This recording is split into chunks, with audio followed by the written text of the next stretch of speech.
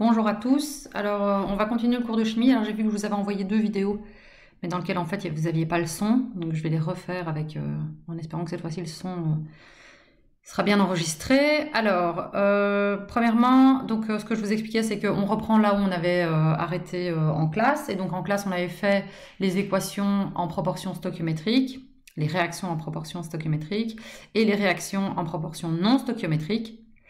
Et donc ici on terminait le chapitre, donc on a terminé sur cet exercice-là en classe avec les proportions non stoichiométriques. Je vous ai donné dans le test à faire et donc dans le correctif un exercice de ce genre, et donc on l'a déjà corrigé ensemble dans les vidéos précédentes. Donc à chaque fois c'est toujours la même méthode pour clore ce chapitre. Systématiquement, quand vous avez une équation, et si vous regardez ici c'est chaque fois des équations complètes, donc ça veut dire que tout ce qui est ici se transforme. Tout ce qui est dans les réactifs se transforme en produit, sauf celui qui est en excès. Okay, mais il y en a au moins un des deux qui arrive à zéro. Donc ce ne sont pas des équations à l'équilibre où on a des réactifs et des produits qui sont tous les deux en présence. On a systématiquement un des deux éléments qui a été complètement vidé et qui a permis de fabriquer le maximum de produits possible. Donc ça, c'est une première chose qui est importante pour comprendre la suite du cours.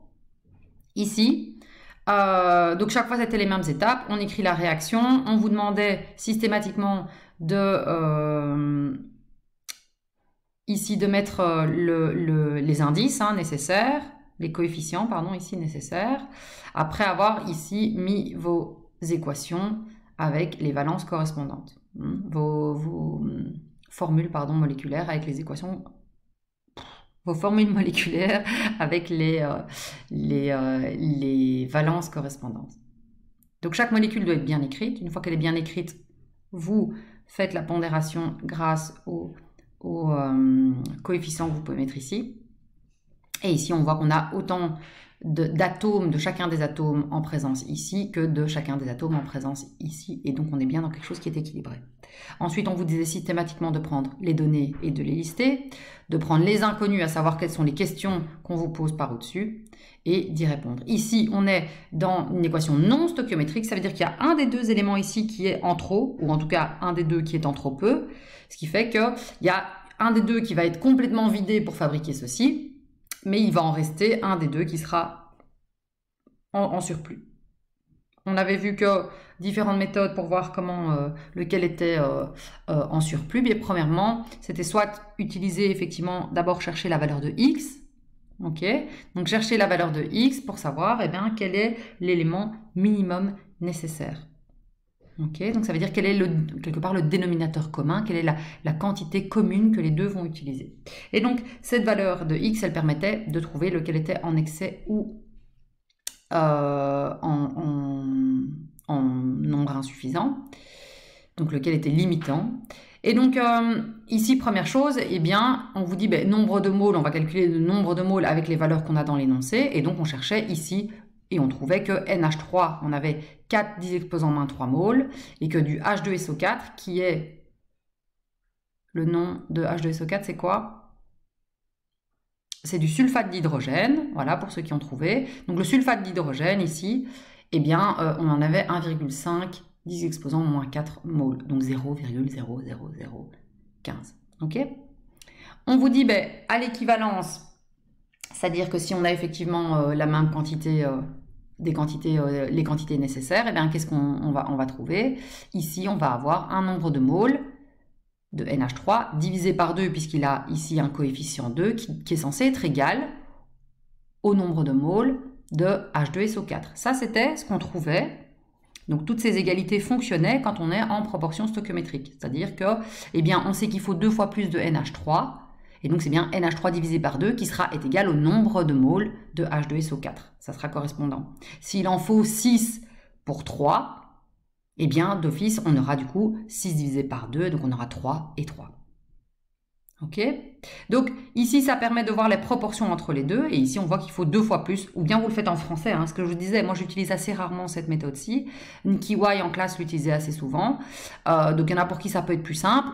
Voilà. Francine, pardon, pas Kiwai, Francine. Et donc voilà, moi je vais plutôt y aller à l'instinct en écrivant en dessous, qu'il m'en faut 2 fois plus et combien j'en ai réellement et combien j'en ai besoin. Ici, on a donc trouvé que ça nous faisait 4, 10, moins 3 et 1,5 10-4. 1,5 10-4 étant bien plus petit que 4 10-3, eh bien ça veut dire qu'on n'en a pas assez. Proportionnellement, on devait avoir la moitié, et on a moins que la moitié, beaucoup moins, puisqu'on passe de 10-3 à 10-4. Donc, ça va être l'élément limitant. Donc, on sait déjà ici que le plus petit des deux, ça va être l'élément limitant. Le réactif limitant étant donc celui-ci, H2SO4. Okay, et la valeur de X, ça sera 1,5. C'est-à-dire qu'une fois que ça se sera transformé, 1,5 10-4 de H2SO4 se sont transformés, la réaction s'arrête parce qu'il n'y en a plus, tout simplement. Et donc, vous pouvez utiliser le tableau ici en vous disant, ben voilà, on a 4 au départ, 1,5 10-4 au départ. Ici, on en aura retiré 2x, puisqu'il en faut 2 fois plus. Ici, on en a retiré x, et on en aura fabriqué x, sachant que ben, le x maximum, c'est 1,5. Hein, pour que celui-ci, qu'il y en ait un des deux qui arrive à 0. Donc celui-ci, H2SO4 arrive à 0, tout a été transformé. Et celui-ci, eh bien, il va y avoir un reste.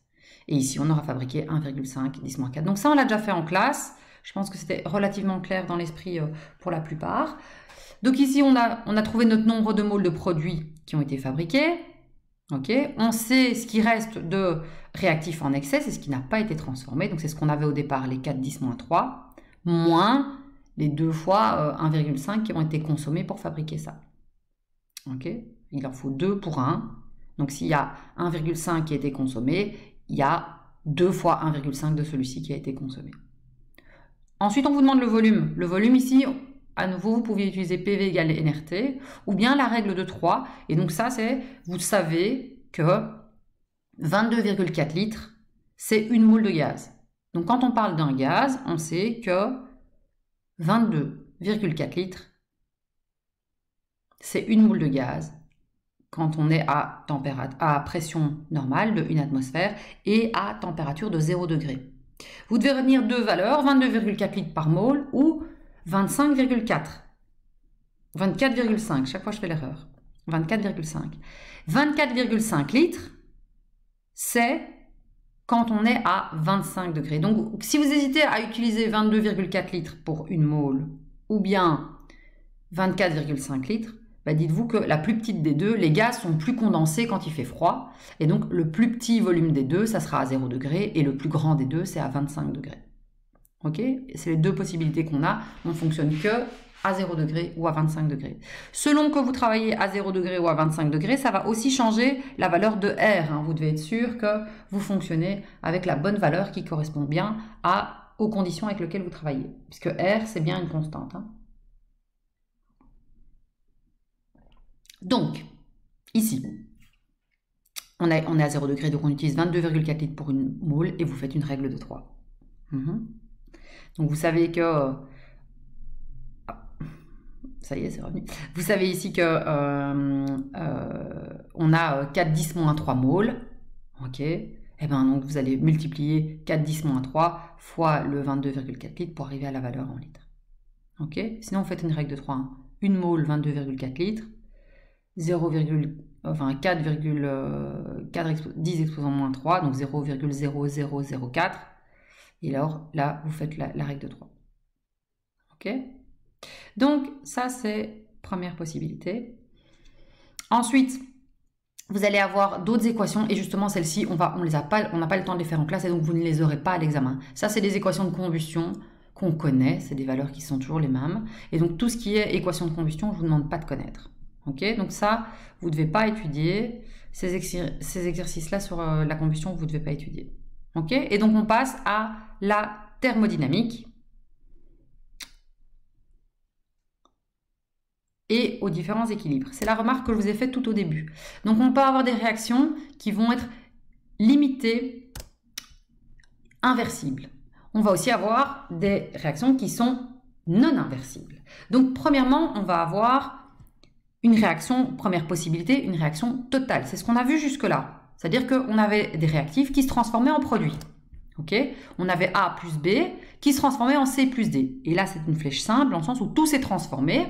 Et voilà, c'est un peu ce que vous aviez. Je vous donnais chaque fois l'exemple de la pâte à crêpes, hein, où je vous disais, tu mets du lait, de la farine et des œufs, et tu obtiens 40 crêpes. Tu ne sais plus récupérer tes œufs. On est bien d'accord? Donc là, c'est une réaction complète où tous les réactifs sont transformés en produits. Okay, ou au moins, en tout cas, un des deux arrive à 0. C'est ce qu'on avait dit. En proportion stoichiométrique, tout s'est transformé. En proportion non stoichiométrique, on avait dit on restait en rade avec un demi-kilo de farine dans trop, par exemple. Mais on avait toujours nos crêpes. Donc ça veut dire que c'est toujours pas réversible. C'est-à-dire qu'il va nous rester quelque chose ici. Ça n'empêche que tout ce qui s'est transformé va rester tel quel. Et donc, l'idée c'est quoi? C'est qu'ici, on va avoir A plus B transformé en C plus D. Donc à la fin de la réaction, on va avoir du C plus du D, qui ne vont plus pouvoir changer dans l'autre sens, qui ne repartent pas dans l'autre sens. Ils ne sont pas transformables, la réaction ne peut pas avoir lieu dans l'autre sens. Et donc, quand on regarde ici, ben, c'est juste un graphique qui explique voilà, le nombre de particules qu'on a. Donc au départ, on n'a que des réactifs et on n'a pas du tout de produits. Et au fur et à mesure que la réaction avance, eh bien, on va avoir une quantité de produits qui augmente. Hein, on fabrique du C plus D. On fabrique du C et du D, quoi. On en fabrique. Et donc, pendant ce temps-là, plus on en fabrique du C et du D, plus la quantité de A et B diminue, jusqu'à arriver à 0. Et donc, à la fin de la réaction, okay, on a au moins un des réactifs qui est à 0. C'est ça qui va mener à la fin de la réaction. Hein. Quand on est en proportion non stoichiométrique, c'est qu'il y en a un des deux qui est vide. Soit il n'y a plus de B, soit il n'y a plus de A, mais donc on ne sait plus en faire. Donc, ça, c'est dans le cas où tous les réactifs sont transformés en produits. Ça, c'est en situation en proportion stoichiométrique. Maintenant, la plupart des réactions, en réalité, elles sont inversibles. C'est ce qu'on va appeler des réactions limitées. Pourquoi? Eh bien, c'est tout simplement qu'on va avoir du A et du B qui vont se transformer en du C et du D, sauf qu'il y a en même temps du D et du C qui se retransforment en A et B. C'est-à-dire qu'il y a une sorte d'équilibre. Ça va dans ce sens-là, mais aussi dans ce sens-là. Ok? C'est des réactions, du coup, on va voir justement, par exemple, si vous avez dans certaines réactions où vous mélangez quelque chose, vous avez un dépôt qui va aller dans le fond, on a l'impression que ce dépôt reste fixe. Hein, par exemple, on mélange deux liquides et on obtient un liquide et un dépôt dans le fond, du D par exemple qui serait solide. On a l'impression que la réaction elle a été complète. Le A et le B s'est transformé en un liquide et un dépôt dans le fond. En réalité, si on y regarde de plus près, ce dépôt il n'est pas stable. En fait, il y a du dépôt qui se retransforme en A et B et du nouveau dépôt qui est formé. Donc, c'est une sorte de réaction qui est en mouvement. Okay, le dépôt qu'on a là, le volume de ce dépôt ne va pas changer, mais en réalité, dans les particules, il y en a certaines qui se dissolvent et en même temps, on a des nouvelles qui se reforment. Et donc, visuellement, on a l'impression que la quantité de D ne change pas, et c'est d'ailleurs là, ça veut dire que c'est là qu'on est arrivé à l'équilibre. Ça veut dire que si vous regardez par exemple un mantra dans lequel vous avez par exemple mélangé du A et du B liquide, vous allez voir petit à petit, par exemple, disons que ça c'est bleu et ça c'est rose. Et ça vous donne un liquide blanc avec un dépôt, une poudre blanche dans le fond. Eh bien, vous allez mélanger les deux.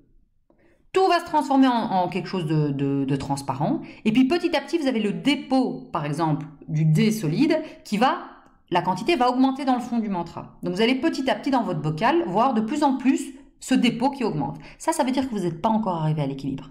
Qu'à ce moment-là, ça va dans ce sens-là. Okay, donc ça va dans ce sens-là pratiquement uniquement. C'est ce qui va se passer ici. Le nombre de produits commence à augmenter alors que le nombre de réactifs commence à diminuer. Donc il y a ça qui diminue et ça qui augmente. Donc votre dépôt, il augmente et puis à un moment, vous arrivez à un niveau de dépôt qui ne bouge plus. Et c'est ce que je vous dis, ça c'est quand on est arrivé à l'équilibre. Donc la quantité de produits qui sont formés reste constante et la quantité de réactifs reste constante. En réalité, vous avez encore du A et du B et vous avez nouvellement du C et du D formés. Les deux coexistent dans votre bocal. Et qu'est-ce qui va se passer? Eh bien, en réalité, ce dépôt que vous allez voir, il semble être fixe, mais en réalité, c'est une réaction qui continue à être dynamique. Il y a du dépôt qui se redissout et il y a du nouveau dépôt qui se forme. Et c'est comme ça, on continue. Dans le fond, si on regardait ça au microscope, vous verriez du nouveau D qui se forme et du D qui se dissolve. Et donc, c'est ça l'équilibre. C'est le moment où, effectivement, ce volume ne change plus. Donc la quantité de C et de D ne change plus, la quantité de A et de B ne change plus, mais par contre, en réalité, ça reste en constance. Donc ça se change et ça se retransforme, ça revient à sa position de départ à la même vitesse. Et comme c'est à la même vitesse, eh bien, il n'y a plus de C ou de D qui se forment, ou il n'y a pas plus de A ou de B qui se forment. Les deux quantités A et B et les quantités C et D restent constantes. Ça, c'est l'équilibre. Ok ? Donc ça, c'est une première chose à bien comprendre dans la thermodynamique.